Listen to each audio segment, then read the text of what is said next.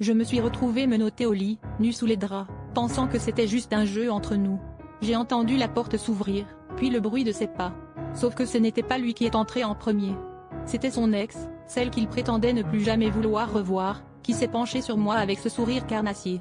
Mon copain est apparu derrière elle, l'air fier, comme s'il m'offrait en spectacle. Mon cœur battait si fort que j'avais l'impression qu'il allait exploser.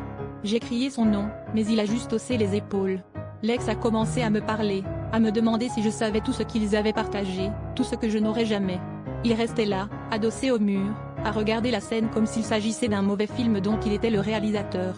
Je me suis sentie trahie, humiliée, réduite à un objet dans leur jeu malsain. J'ai supplié qu'on me détache, mais il a ri, disant que je ne comprenais rien à ce qu'il voulait vraiment.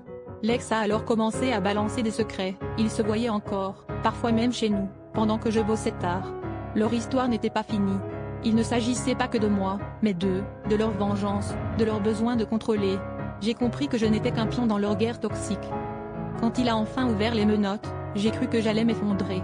Mais au lieu de crier ou de pleurer, je me suis levée sans un mot.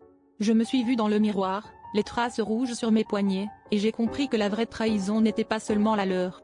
C'était la mienne, d'avoir accepté trop de compromis, d'avoir ignoré tous les signaux d'alerte. Je n'ai pas claqué la porte. Je suis juste partie, décidée à ne plus jamais me retrouver prisonnière, ni du lit, ni de ce genre d'amour.